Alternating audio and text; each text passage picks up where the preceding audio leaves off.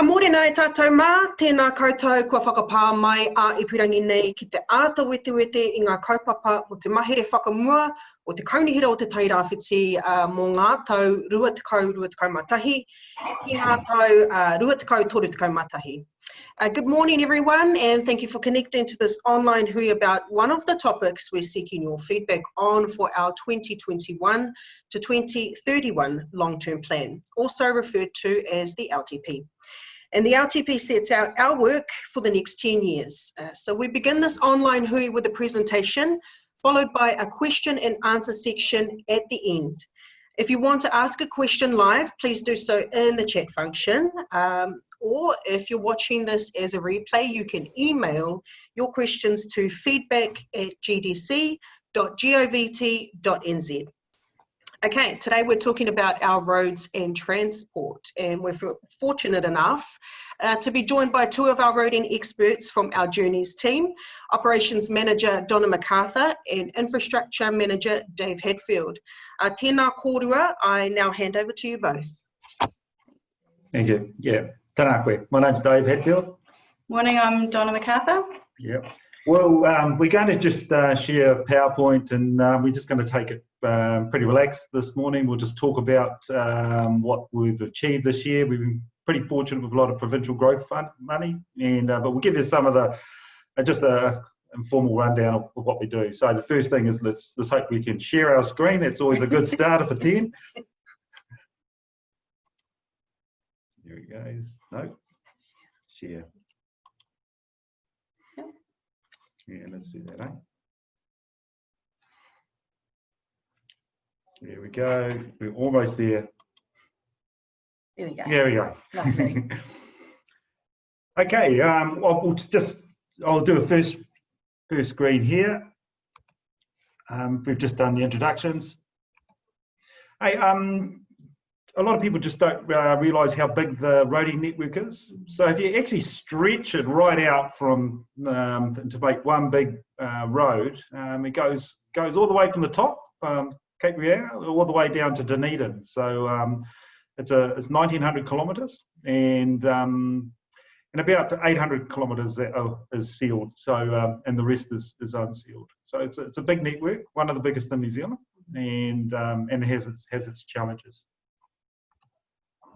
Okay, one thing it doesn't include is State Highway 2 and 35. So send all those RFSs to me and I won't answer them because they've got nothing to do with me. But we'll try, and what we'll do is we pass them on to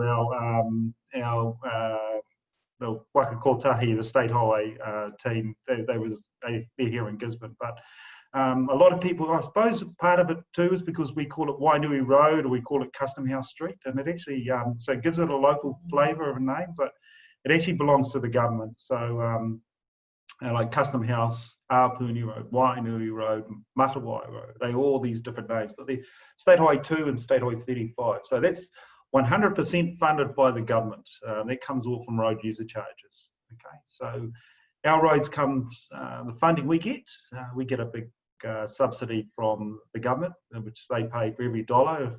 They pay 68 cents, and the rest comes from rates. Okay, do that one, and we'll just do a presentation of what we do, just real brief. Okay, I'll let Donna. So, if you weren't aware or not, we also look after our public transport in Tauwhareparae, and we did a huge program last financial year so that we could roll it out into the very beginning of this year. So unfortunately we get a lot of vandalism with our bus shelters, which isn't cool. So one of our team members, L'Oreal, worked with a designer, and we've come up with these amazing designs which are bilingual, and it's all about beautifying Tauwhareparae. So you'll see those out and about with the bus shelters now. We also have the Go Bus as our provider for our city buses. We currently have 4, and our school buses where we have 9. That doesn't include the rural buses. It's only the buses that transports the children from Wainui actually into town and the outskirts of town into the schools. Awesome. Okay, people realise that roading looks after, or journeys, that's what we call look after the wharves. So there's 3 of them. There's one at Hicks Bay, Tauwhareparae Bay, and Tolaga Bay. So you may have noticed certainly at Tolaga Bay that there's been some fencing put up, and that fencing is because unfortunately some of the we found quite a bit of damage. Now, we're not too sure whether it's just part of old age and there's been a lot of storms there, and we've had some earthquakes, and some of the structures aren't coping. So we've had to put some fencing up. So that's just some design. So that's probably a good discussion point when we start going out for full consultation. What should we continue? What should we do with these wharves? And we're also, just in the maintenance program this year, we're mindful that the ladder has pulled apart. So we're just going out to tender this week actually, to try and get some of the larger maintenance items done within our budgets. Yeah, and there's some, we're talking with our open spaces team as well, because I mean, just before Christmas, there's a lot of camping and holiday makers who like to turn up. So we're trying to finish that work for them as well. Absolutely. Okay. Right, just day-to-day stuff where we do metalling. As I said, we've got about a 1,100 kilometre network, and we try to get, we cover sometimes the budgets allow us to about 10 to 15% of what we call a heavy metalling program. So that's an example of before and after. And you know, we don't actually like to leave it, and we call it to the before side, but sometimes we get rainfall events, and which doesn't help. So and also just the distance we can cart material.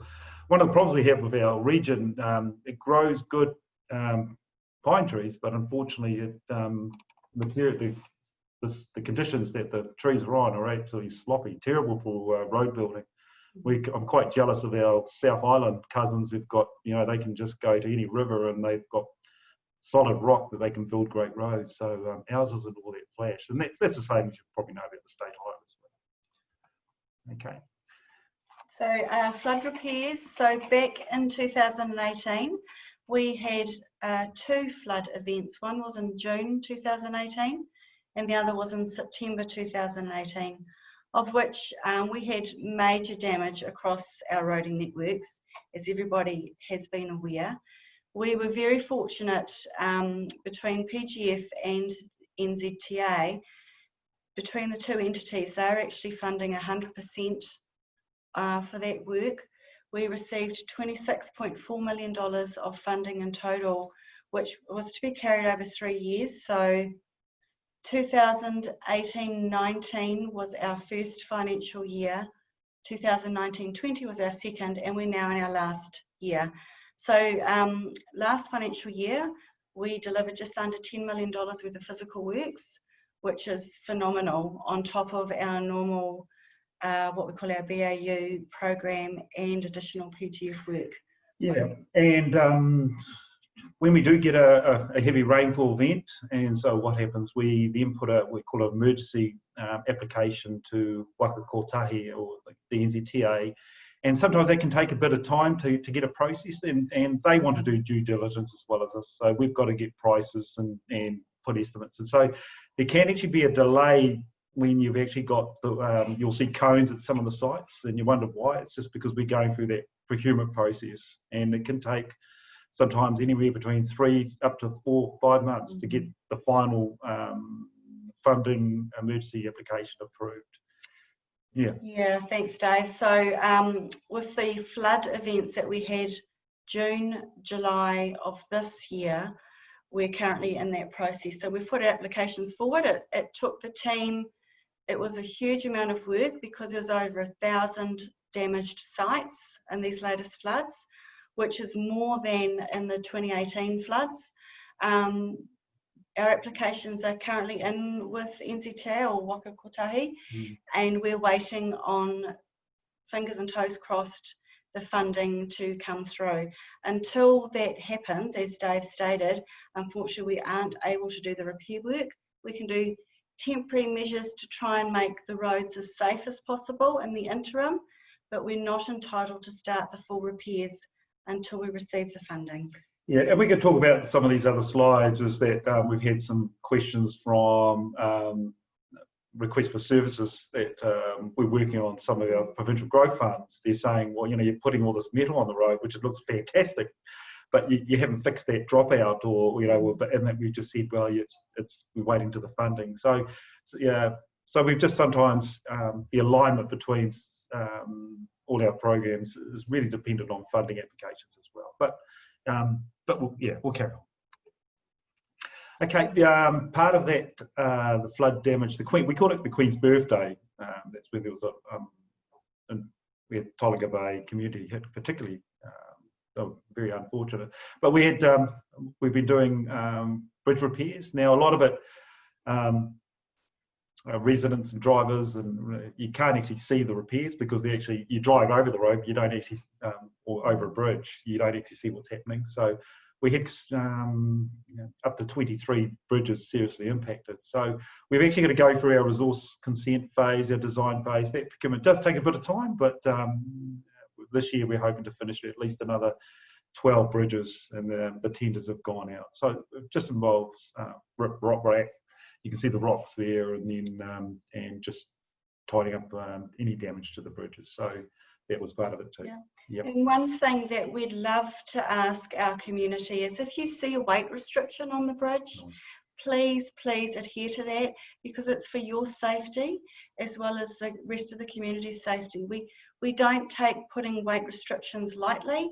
We understand the impact to businesses, particularly with our logging industry and our heavy commercial industry.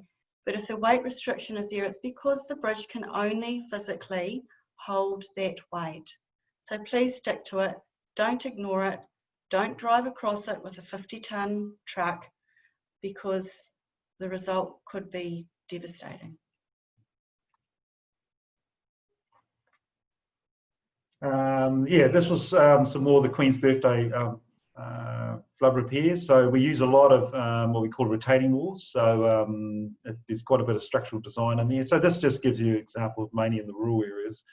So I suppose this is one thing between the Gisborne city, and we have a big rural network, and maybe a lot of Gisborne residents don't actually see some of the damage that's occurred out there. They become in what we call it isolated areas, but they're important because that's where a lot of our economy thrives on, and they need a resilient network. So here's an example of we called retaining walls. So basically the road gave away, and what we've got to do is re-strengthen it, and so to allow the trucks to travel over again.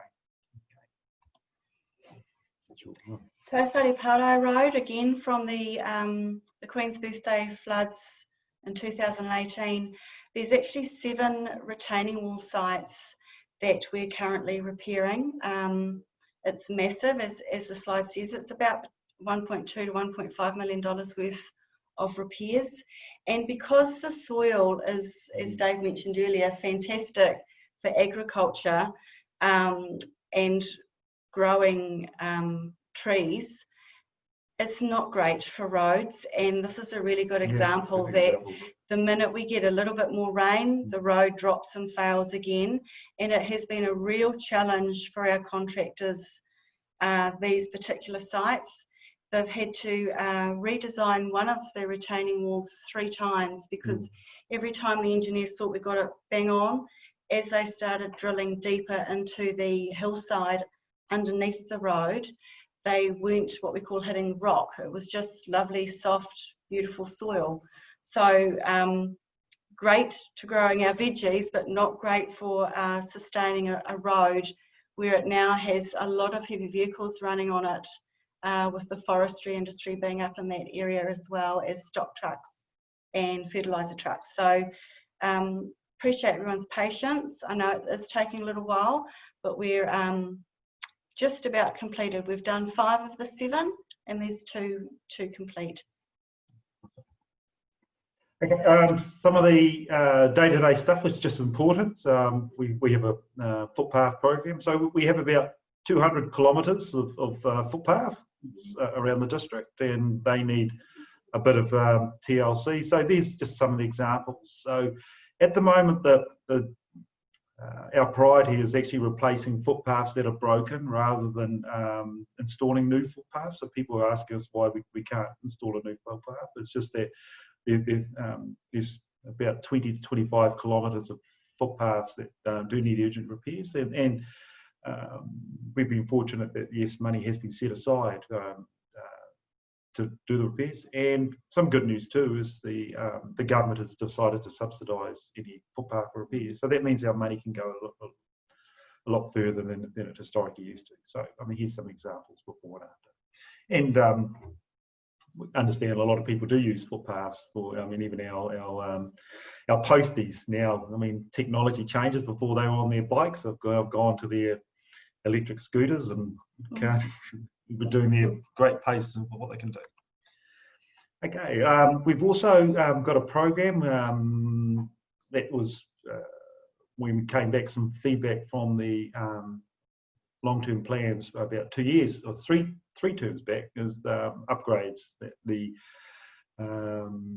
towns or our rural townships needed beautification. I remember it was probably part of it also came out of the economists that used to call some of the rural townships, they would be ghost towns. You know, they were basically and the councillors at that stage decided no, they didn't want our communities to go backwards. So each year we've got quite a bit of investment, and there's been historic upgrades in several towns, Whakarau, Tolaga Bay, Tukumaro Bay, and now we're starting in Manatuki and Muriwai. So that program, because of COVID, we were delayed, but we're hoping to just finalise the last bits in the next couple of months. So yeah, it's good news, and the communities there certainly noticed the difference before and the after, and I think they appreciate that they're not being left out, and it's not all about the city as well. Okay. Oh, sorry, yeah, I've got to. This is some of the other joys we have as we look after bridges, and once again, this is bridge near Ruatoria, that some of the abutments, the intent we've noticed, you know, climate change is something that we've got to take. We've got to understand that we do get impacted from it, and we've noticed where it's more the intensity of the storms, and they're causing us quite a bit more damage. So, and it sounds like that's what we'll be having more in the future. It'll be higher rainfall intensities, which is going to cause a lot more water coming down the catchments, and that's something that we've got to try and look at and strengthen. Okay. Oh, so here's a joy. Yeah. So Wiggins Bridge, poor old Wiggins Bridge. It actually got a lot of damage in 2018 with the floods, and it got further damage again with the latest floods work. So we're trying to look after it as best we can, whilst we put an application forward in the next LTP to hopefully be able to replace this bridge if we get the funding. We're having to spend a lot of money this financial year to, like I say, sort of nurse it, keep it maintained to a standard that's required for safety. Again, we do strongly request with our large heavy vehicle trucks, please go over the bridge slowly, safely. Please don't tailgate each other and go over the bridge together. In an ideal world, we'd love it if one truck went across, you wait, and then the next truck go over.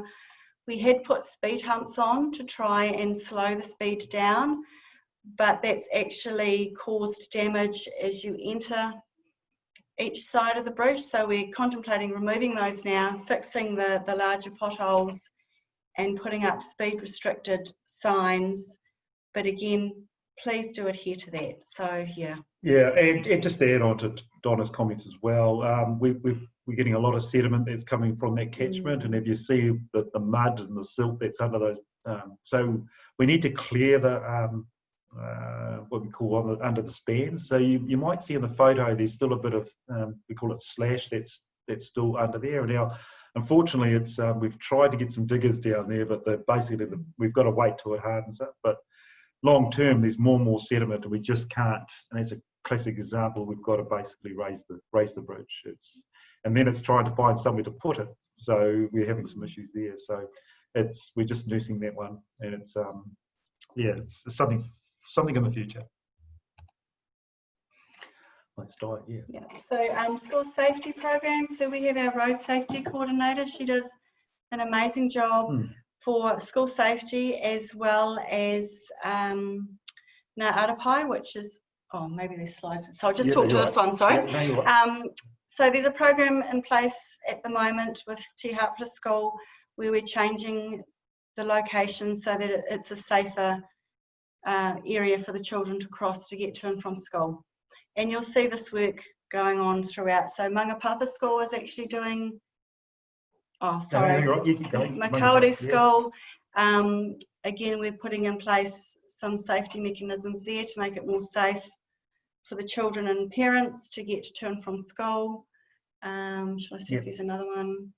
Oh, yeah, and then just like I touched base, McArthur School is getting a new car park area and more better safety measures as well. Yeah, nice. So yeah, we've got a big program that goes. It's going to go for the next 5 to 8 years. There's a lot of schools that need some safety improvements. So and Di's been helping us with that program. Just some other programs we call safety programs, and one we've got is the Titirangi Reserve Management Plan, and the long term for the for Titirangi is it's going to be a one-way system. So we've started putting in what we call a turnaround, and eventually there's a contract out at the moment that we're going to start phasing that work. So and that's some of the future. So we've also put 30-kilometre speed limits up there now, and that's a legitimate sense. And that's just to recognise that we are getting a lot of people recreating up there now, and, enjoying it, walking, and we're getting a lot of, it reduces the interactions between cyclists, mountain bikers and cars. It's going to be great for the Titirangi Hill Challenge, isn't it? Yeah, absolutely. Yeah. Nice one. Yeah. Okay, for development, and this from Pautai to Nelson Road, I mean, this is a part of the Tarahu, they call it the Tarahu infrastructure plan. So what it means is that when people were building houses around that Pautai area, there was an amount that was put to development contributions, and so that goes. So it's not rates funded, it comes out of that. So that'll construct a new road at the end of Pautai. It'll join up with Nelson Road. Okay, so at the moment you may have seen what these big culverts are. So they'll be going in into the stream, and okay, and then we've just got to wait till the conditions come, and then we'll start the main contract. So that's some of the future development. And so once that opens up, hopefully that'll alleviate some of the intersection problems we're having at Lytton and Pautai as well. Okay. There's also cycleway projects. We've got one last little bits of consultation we're trying to wrap up, but it's for the cycleway. You may have seen what we call enabling works. The power lines have already gone down. We were fortunate to do that just after the COVID-19 period, and we're hoping to at least start the first contract, so that'll be on the cycleway. Now this is on the state highway. We were fortunate to have given us permission to do this, and this will link up the existing cycleway path, and then we'll eventually connect to Crawford to the inner harbour. So once this is completed, you'll be able to cycle from Wainui all the way to the Olympic swimming pool. Okay, so that'd be cool. Okay, we've been fortunate, really fortunate, that we've had a massive insertion of money from central government. Okay, and that's we've called that Provincial Growth Fund, and that's. But look, if we didn't have that funding, it would have maybe been a different story in roading. But it's well, what's the numbers in the end? 51 million we've been given in this last financial year to deliver a whole lot of work. So you'll see lots of contractors on the road, lots of mahi being done and achieved, and they're doing a fantastic job. Yeah. So we'll just go through some of the projects, and we can go from there. Okay, East Cape Road. This was a business case was drafted, and it was actually trying to increase resilience, and also trying to, at that stage before COVID, it was to try and get increased tourists to go to the East Coast Lighthouse. So part of that includes repairs, coastal protection, and that was to acknowledge climate change to some point, and make it safer for camper vans. I mean, we had meetings there with the residents, and they said they were some of them said yes, they'd always have to tow the odd camper van or tourists out, and they said yeah, it was interesting. They said different types of tourists some would give you a tip, some would say thank you, some would say see you later. So it was all different. So, but and there's also going to be a ceiling. There's about a $1.8 million project that's been awarded to Siteworks, and they're doing culverts at the moment, and so we're hoping to finish that by Christmas. So it's a big, massive improvement due to the provincial growth fund. Okay, that's just another picture. It's a different site, and just trying to strengthen those roads. Okay. So we've got a huge metalling program. It's $11 million. Yep. Was it 11? 11.3. Yep. And you were seeing this happening all over the district, and it's hugely needed. So we're very, very grateful and very fortunate that we've actually received this funding, and it's also helping with our Tauwhareparae redeployment program as well, where a lot of unemployed people have now had opportunities for training and starting to work in civil construction as well, which is great. Great news for everybody. Great for the roads. Great for the community. We're very, very fortunate. Yes, and it was a different procurement process. That's when we talk procurement. That's how we, once the government gives us the money, and how we actually get it onto the road. So the Provincial Growth Fund, or the Provincial Development Unit, wanted what they called social outcomes put into the contract. So it wasn't, it meant that lowest price wasn't the drive. In fact, it was quite clear that they weren't allowed to put lowest prices into the contracts. So it was more about training, development skills, keeping work local, trying to get more benefits that way, trying to encourage people to step up, not just being on the stop-go signs, but what their next steps were. So, giving them future, moving a progression path for their own development. And so, no, it's been a very good program. We're fortunate, we needed it, and you're seeing some of the benefits. Just some of the small things we just like to just comment on is we've noticed that certainly on the McArthur Road, where now there's been a lot of work up there that people have started to go a little bit quicker on the road, and we've actually had a few little notice of people accidents. So before you may be only able to travel on about 40 or 50 k's, and some people are going 70 now. That's cool, but your risk appetite if you make a mistake though is you're likely you'll go off. So you just take it easy. We just encourage you. It's a nice new road, but you can just slow down, and that'll help people as well. And we've actually, Dave, we've put in temporary speed restrictions on the McArthur at the moment, because yes, it was a 100k road, but we've reduced it to 70 kilometres per hour maximum now because of that. So there's just going to be some slides. So we've got our contractors, Fulton Hogan, they've started. You'll see they're using a lot of subcontractors, a lot of local, what we call tier 3 contractors who normally wouldn't contract for this work out of their own right, because I suppose it was just a big risk, but you'll see them working for the Fulton Hogan team. So also another thing, health and safety is really important. We want everyone to come back, and so there's been a lot of work in the background to making sure that safety checks, the old toolbox, and all that work is done. So just some of the programs. You've probably noticed too that there's been a lot of drainage work undertaken at the same time. It's just not meddling, but hopefully we can.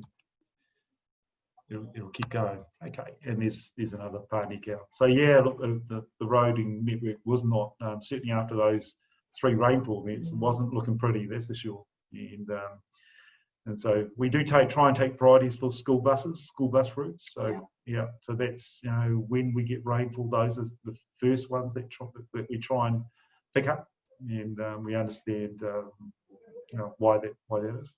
And some of with the latest flood events, in one weekend, one location in our region received 1.4 metres of rainfall. That's phenomenal, when normally it might be what, 20 mils, 30 mils on a normal rainy day. So understandably our network, our roading network just didn't cope. Culverts, so again with Provincial Growth Fund, we've been very fortunate. We've actually got $7.4 million that we were provided with funding for our drainage maintenance, and on top of that, culverts. So the difference is culverts are the big round pipes, I suppose, that you see sometimes poking out from underneath the roads, and drainage is what we call our water tabling. So when you're driving along the rural roads, you'll see drains are dug out to the side. So that's the difference. So we've basically got in total just $10 million, which is fantastic, because our poor old region hasn't had a lot of love as far as drainage maintenance and culverts in historical years. And anybody that's in civil construction and in the roading industry knows that drainage is the most important aspect, because it stops the water getting onto the road and destroying it and damaging it. Well put, Donna. A lot of our roading networks is not, is going towards, like saying, drainage and maintenance and maintenance. So it's not super sexy stuff, but it's really important stuff that we need to just add some resilience to the network. And so there's examples, exactly, of drainage. And look, I must say that the comments we are getting back from a lot of the residents and from our rural community is that they really do appreciate the drainage. It's been so hey, earlier this year as well, there was a lot of nighttime works and for asphalt repairs on Lytton Road. So a lot of money. We've had $3.7 million, and look, the residents there certainly notice that they're getting much better sleep now.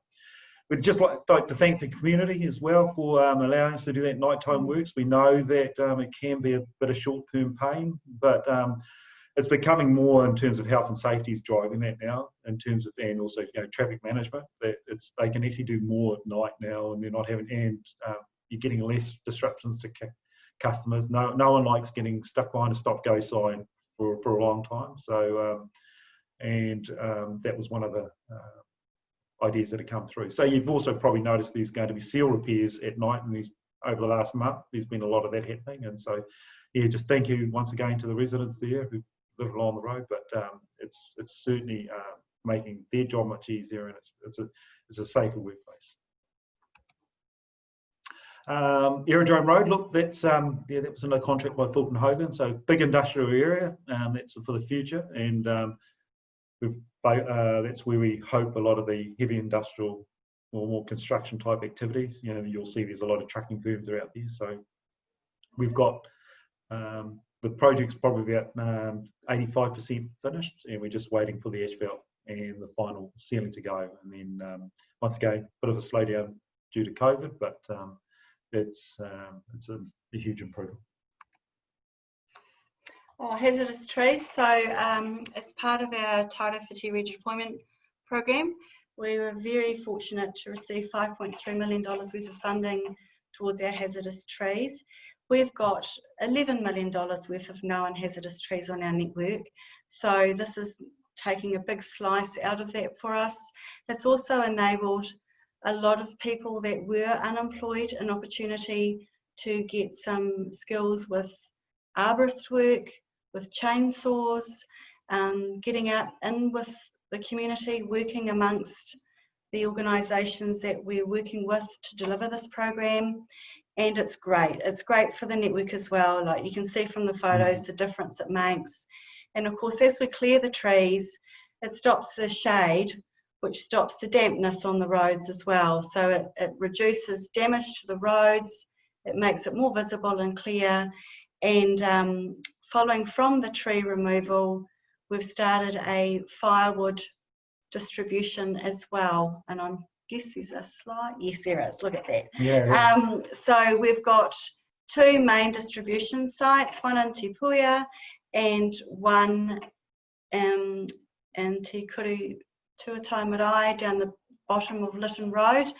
And the distribution of the firewood will be going out to our community from the end of this month. So it was a great initiative. We thought, right, we're felling all these trees. What are we going to do with them? We came up with an idea that let's give it back to our people. Let's give our community, families in need, free firewood. So it's not suitable for burning in this winter just gone. Hence the reason we delayed the distribution. But for next winter, there'll be loads and loads of free firewood going out to Tauwhareparae for families in need, and people will have lovely, warm, cosy homes. So we've got huge sites, and the firewood will be rolling out very shortly to all the whānau that need it, and really, really grateful that we've been able to give this opportunity. It's about being proud of Tauwhareparae and giving back to our people. Awesome, awesome. Well, that's the end of our presentation. I'll stop sharing and look, if there's any questions, which we'll take them or we'll ask them, but we're pretty well done. So no, thank you for listening. Thank you. Okay. What a lovely note to end on too. So, you know, anyone who's been up the coast recently, just gone through Te Puia, you'll see all that firewood work happening on the side of the road. And we've had some good weather lately, so hopefully that's enabled the workers to just get through that. But yeah, what an awesome note to finish on.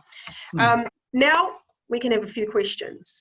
So I guess one of the clear things that we can ascertain from that presentation is that there is a huge amount of mahi going on, both on the roads and, you know, with funding applications. And we can be, again, really thankful to the powers that be for our region's allocation of PGF money and how much it's contributed, and, you know, unprecedented kind of mahi that's gone on as a result of that funding.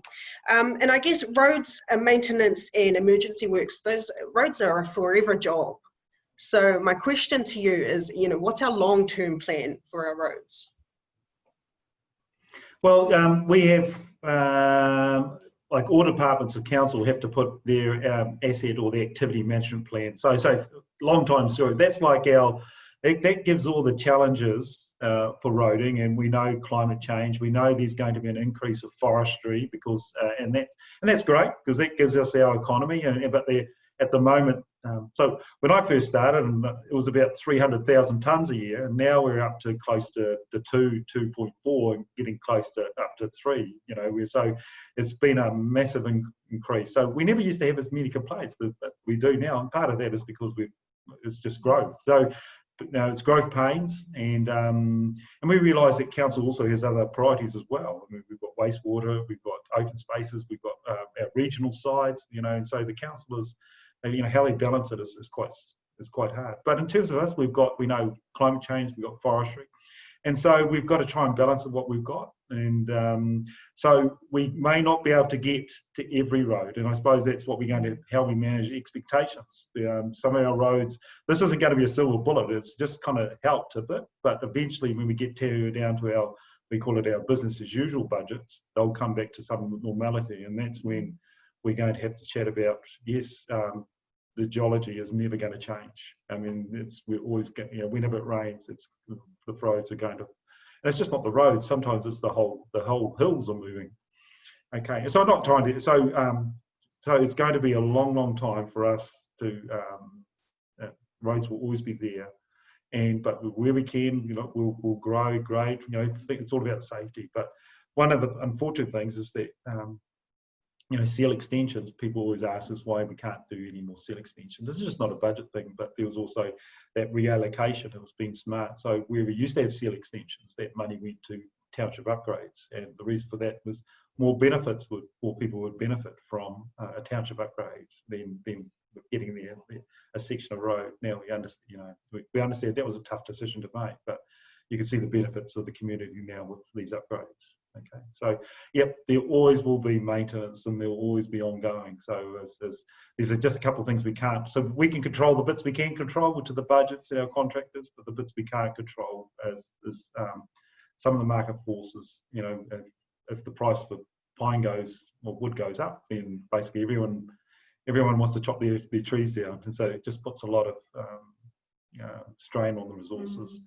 And not, I hate to say in the old days, but what that used to happen is, Cook counties and the previous council, when during winter, sometimes they would close the roads, and they'd stop trucks using it. Well, unfortunately, we're in a new time where we physically can't close the roads because it's so heavily dependent on the economy and what people do. So we've just got to try and manage the best we can. But maintenance, like I say, climate change, fuel prices, it's all adds up. Yeah, and we've got committed on average $20 million each financial year for roading maintenance, which might sound a huge number, but when you consider we're the second largest network in the country with 1,900 kilometres of roads, and you've seen the dollar values from each slide, it doesn't go that far. So like Dave said, we try and prioritise and stretch the money as far as we can to do the most amount of work each year. And also our contractors, I mean, they've come back to us as well, and people say, "I just cut their costs." And well, they deserve to have some of their workers having a respectable wage. It's just there's minimum wages that you have to pay, and some of them actually are going out to pay the living wage for their crews. That's a bare minimum, and so it's so that all comes at a cost, and we've got to respect that too. We don't want to pay for slave labour. We're not into that business, and we've got to make sure they will come home, they will have training, and so all those health and safety, that's what we want, but they will have added costs that come onto budget. So we've been pretty fortunate at the moment, but in terms of fuel prices, that's they've stayed, but we're quite heavily reliant on fuel and diesel, and that's something we're scratching our heads how we move into reducing climate emissions, how we try and change to that such a heavily oil-based environment that we're in. So there's some of the challenges. So yeah, it's always, but the one thing we do, they say, recognise is this huge amount of government funding has made a massive difference to the rate, huge difference, undeniable, massive benefits which the community are going to benefit from. Thank you.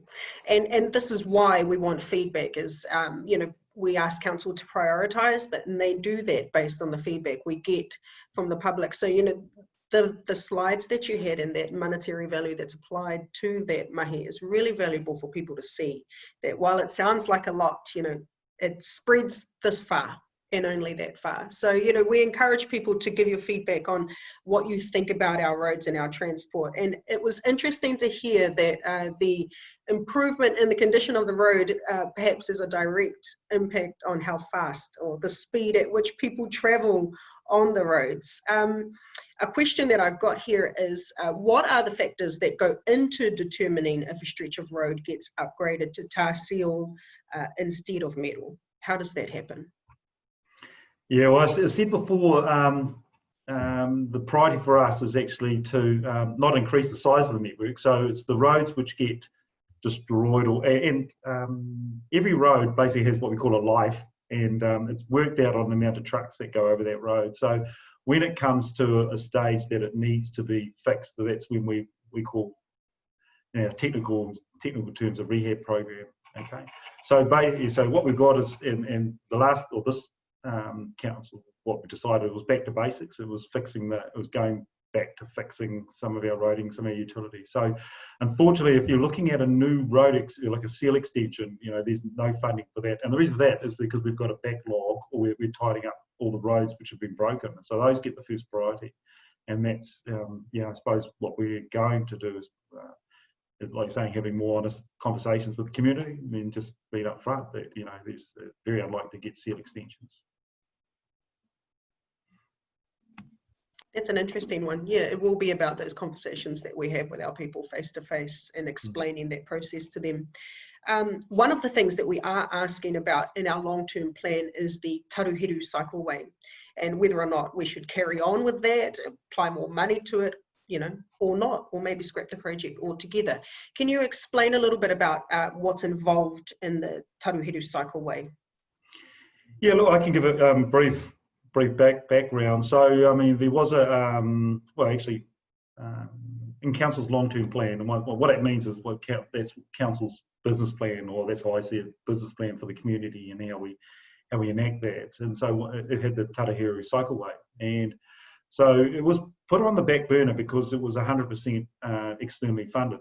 Okay, so that means there's no rates part. And so what the councillors have decided is that they are going to put money towards, they call it a business case, and you may hear that from, so whenever you want to apply for external funding, and what we're hoping is that the Tauwhareparae will get will qualify for Whakarau funding, which is about 68 cents to the dollar. So the forecasts is around the $7 million mark. Okay, so what we're hoping is get the 68% of that funded, and we're going to have to go back and look at where the original alignments were, because at that stage climate change wasn't a big, well, sorry, not saying it wasn't a big, well, probably wasn't as considered as much. And so look, we're going to have to check that.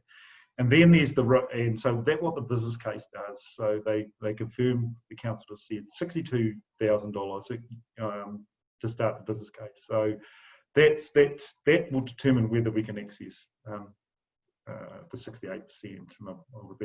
Then it comes to the big decision where we're going to find the rest, and that's another discussion for another time. We just need to so it'll go through the alignment, and then we'll and then look, it's with the business case finalised strengthens what we're trying to do. So it doesn't mean we're going to scrap all that historical stuff. We'll go over it, and then we'll come up with some new plans, and then see whether it can get funded, and then come back to councillors for a decision.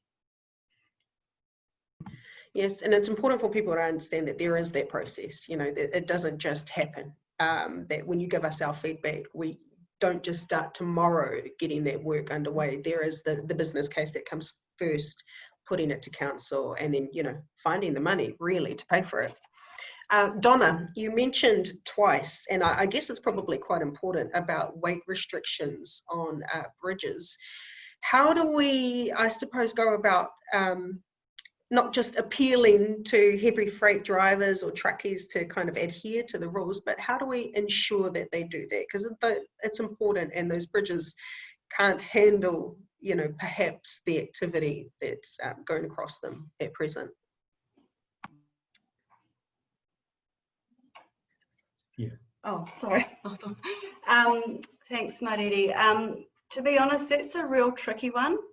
We've got bridges right across our region, and unless we actually put cameras up on each bridge, we're really reliant on our community advising us when that's not the case. And we do get photos sent to us. We just got some photos sent to us over the weekend about an incident. So what we do then is we actually go back to the organisation involved, and we talk with them and discuss with them. We can fine. We do that as a last resort, because we'd rather work with our community, and we request that the directors or the managers of the organisations have a very strong discussion with their team member that's breached that weight restriction. And as I say, it's not, we just don't decide one day, oh, let's just reduce the weight on this bridge. There's a lot of thought process. We actually get engineers in to inspect it, to give us their reports on the structural damage of the bridges, and they do all sorts of calculations to determine what's the maximum safest weight. So we really do appeal, and we really want to work with our community. Worst case is we'd have to close a bridge if the breaches keep occurring, because it would become too unsafe. Thankfully, we haven't got to that point yet, but we can't stress strong enough to, if there is a weight restriction, and you can go on our website and you can find our weight restrictions for all our bridges as well. So if you're planning some stock movements or some food trucks or logging into a new area, you can go onto GDC's website, you can look up the weight restrictions for the bridges, and then you can plan your journey accordingly. And there's a lot of good information on our website. So for people who have questions, access the website, have a look at that information, because a lot of questions can be answered from looking at that information. A question that comes through often is to do with rates, but really how do rates fund our roads, given that we've had all that awesome PGF funding? Where do rates go in terms of our roading network? Well, it's a combination. So, question. No, that's fine. So, yeah, look, I mean, I know we have a lot of people. Certainly the freight community. They pay road user charges, and you also pay taxes from your petrol. That all goes into the government's consolidated fund. So that's ring fence for transport. So we get part of that back. Support for local roads. The state highways are 100% funded, so that it has to go in there as well. And so, and then we need what we call a portion from rates. So that goes into and that goes from everything. So from bridges to footpaths to the metal roads, heavily safety projects, a whole myriad of projects. So. We do notice that we will go out to the community with say the $24 million mark work, but the rates component is usually only around about that 10 can range between 10 to 12, 13 million, and that depends on the size and what gets finally approved. So we're very fortunate to get externally funded. Yeah, and on top of that, so when we talk about externally funding, where at the moment we're getting 68 cents into the dollar. So what we call our local share is the contribution from our ratepayers. So our ratepayers contribute 32% of all costs associated with roads from the portion of your rate that goes towards roading. Because don't forget, roading is only one of the activities that council provides for our community. So, without the parks and the reserves and all the other lovely things that we have out there for our people, the roading is only a little small facet. We have one of the largest geographical regions in the country with a lower population volume. So therefore our rates, we only get, I think it's about between 55 million per annum from our ratepayers, of which roading only gets a percentage of that, which then goes towards the local share. So it's not that all the rates that you pay 100% go towards roads. That's not the case. And again, because of the size of our region, it's a challenge. To say the least, I imagine. Yeah. And so again, we can be really appreciative of our PGF funding. Another question that comes through often, we could probably go on for a long time about these sorts of things that come through, as you'll know, through RFSs or just messages through Facebook. But one is around speed bumps. If a resident feels like they may need speed bumps on their street or around their school or something like that, how can they go about that process or make an application for speed bumps? Yeah, so on the council website, we've got what we call it, like we have some of these ticky things, it's called traffic calming policy, measures policy. So that's just like a speed hump. So that just gives the blueprint of what you want to do, and it does involve a petition, because, and the petition is more, if we put a speed hump outside your place, then all the street are happy that they want it. So, and it's unfortunately, in a perfect world, we wouldn't need speed humps because people would obey the speed limits and things like that. And it can change. I mean, sometimes it can change from, sometimes it's just once we'll look at all the information, and then once you actually do talk with the community, sometimes it's just one or two houses that are causing the problems. So sometimes sometimes it's just a discussion with that one or two houses. But if that doesn't work, then yeah, absolutely, speed humps or traffic calming measures are one way of putting it. So it involves a petition. We'll look at it and look at any accident histories, any footpaths, because if you haven't got a footpath in your street, then of course you're going to walk on the road, which puts you into conflict with anyone who decides to speed. So, but it's all on the website anyway. And would it be the same, for instance, for possibly asking for a bay or a safe turning bay or something like that? Would that be the same process? Like any safety measures? Yeah. We've had something like that come through very recently, where a resident was concerned about their parents and how possibly unsafe it was to come off a main road. You know, when it comes to those sorts of issues that our residents are coming to us with, is it the same process? Do they have to have a petition, or is it more of a conversation in the first instance? Yeah, each one's different. Each one's unique, and it's probably a request for service, because with the traffic calming policy, it actually also excludes areas. So, you know, if you're in a 100k area, we're not going to put any speed humps on that, and that's the reason for that is we put it in. It's going to cause more of an issue or safety. So, and where the Gizzy bus or the Whakarau, the buses are, well, we won't put any speed humps on that, because the buses and the passengers and the buses get impacted. Well, we try then not to, you know, things like that. So, it's case by case. Yeah. And the other thing is we also have a priority list for safety. So I mentioned before the school safety program, you know, that's pretty well committed for the next 5 to 10 years. We've got schools need improvements. So we've got set aside money for that. So we have what we call a priority list. So, yeah, and it just gets added to that list. I'm going to squeeze one more question in while I've got you there. We've had a few speed reductions along State Highway 35 just recently. Are there any plans to reduce speeds elsewhere in the near future?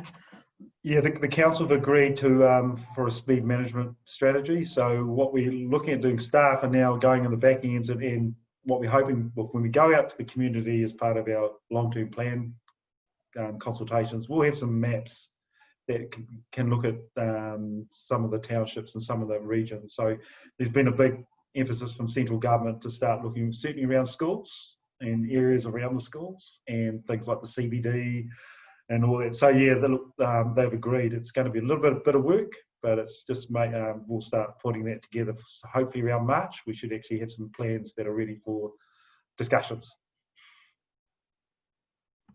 Fantastic. Okay, we're right at the end of our Online Hui now. Thank you to both of you, Donna and Dave, for joining us. And if you are watching the replay of this and you do have a question, please send it to feedback@gdc.govt.nz. Check out our website and click through from the homepage into the LTP forum to leave your feedback about all of the topics that we're seeking your feedback on this time around. You can drop in to a drop-in Hui, or you can join us for these Online Hui and watch them over and over again if you need to. But again, thank you both. And that concludes our Hui for today. Tēnā koutou. Thank you.